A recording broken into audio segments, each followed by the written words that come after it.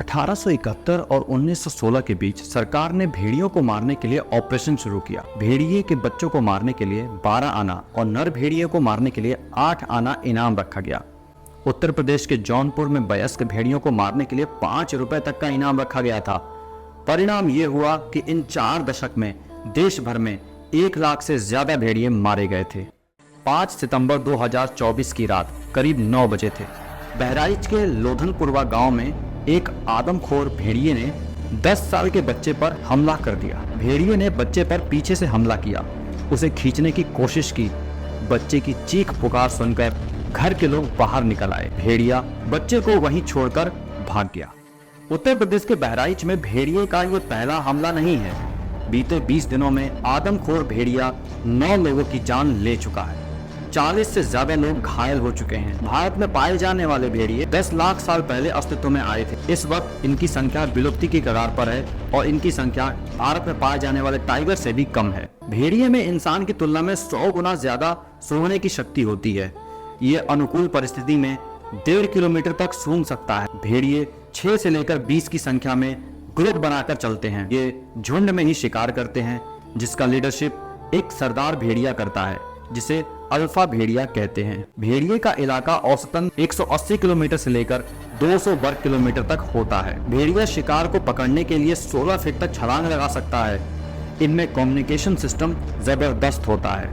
देखने, सुनने और सूंघने की जबरदस्त कैपेसिटी की वजह से वो हल्की आवाज को भी महसूस करके अलर्ट हो जाते हैं। अल्फा भेड़िए के एक्शन, बिहेवियर, आवाज को देखकर और सुनकर बाकी भेड़िए शिकार को चारों ओर से घेरकर उस पर हमला करते हैं। अब भेड़िए से जुड़े 5 सवालों के जवाब जानते हैं।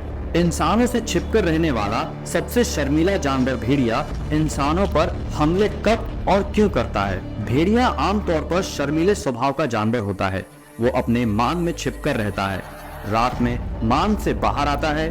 भेड़िया छिपकर अपना शिकार करता है। स्वाभाविक रूप से ये जानवर इंसानों के प्रति आक्रामक नहीं होते हैं। भेड़ियों के इंसान पर हमला करने की 2 वजह हो सकती हैं। वजह 1, जब खतरे की परिस्थितियां समझकर वो परेशान हो जाए और अलर्ट होकर के इंसानों पर हमला कर दे। दूसरी वजह कि वो इंसानों या किसी दूसरे जानवरों की वजह से घायल हो गए हों या उनको या उनके परिवार को किसी हमले का डर हो। बहराइच की घटना को लेकर भी 2 तरह के दावे किए जा रहे हैं। एक भेड़िए को लंगड़ाकर भागते हुए देखा गया है। ऐसे में संभव है कि इस भेड़िए ने घायल होने के बाद इंसानों पर हमला किया हो।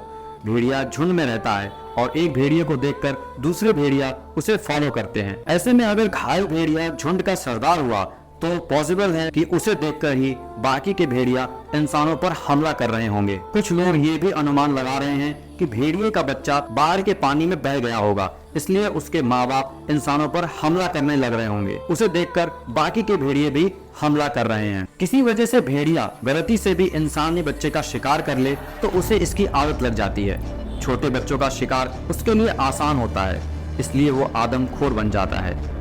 इंसानों पर भेड़ियों का हमला ज्यादातर उन क्षेत्रों में देखा गया है जहां गरीबी है।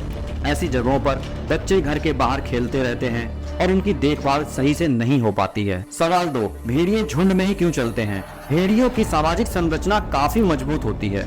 वो अपने झुंड से कभी भी अलग नहीं होना चाहता है। झुंड के सबसे मजबूत और बड़े भेड़िए को झुंड का सरदार चुना जाता है। सरदार अपने समूह का मार्गदर्शन करता है और अपने झुंड को सुरक्षा देने की गारंटी देता है। यही वजह है कि भेड़ियों को 7 से 30 की संख्या में झुंड में चलते देखा गया है। क्या भेड़िया इतने बड़े पैमाने पर पहली बार आदमखोर हुए हैं? इसका जवाब है ब्रिटिश राज के अधिकारी सर्जन जनरल जोसेफ फेयर के रखे रिकॉर्ड से पता चला कि भेड़ियों और इंसानों के टकराव की कहानी काफी पुरानी है। 19वीं सदी में कई साल तो ऐसा भी हुआ जब बाघों से ज्यादा भेड़ियों ने इंसान का शिकार किया। साल 1875 में बाघों ने 828 लोगों को और भेड़ियों ने 1018 लोगों को मारा था। इतना ही नहीं, 1970 के दशक में ऐसे दर्जनों केस सामने आए जिसमें भेड़ियों ने गर्भवती महिलाओं का पीछा किया, उनमें से कुछ को अपना शिकार भी बनाया। 1871 और 1916 के बीच सरकार ने भेड़ियों को मारने के लिए ऑपरेशन शुरू किया। भेड़िए के बच्चों को मारने के लिए 12 आना, नर भेड़ियों को मारने के लिए 8 आना इनाम रखा गया। उत्तर प्रदेश के जौनपुर में वयस्क भेड़िए को मारने के लिए 5 रुपए तक का इनाम रखा गया।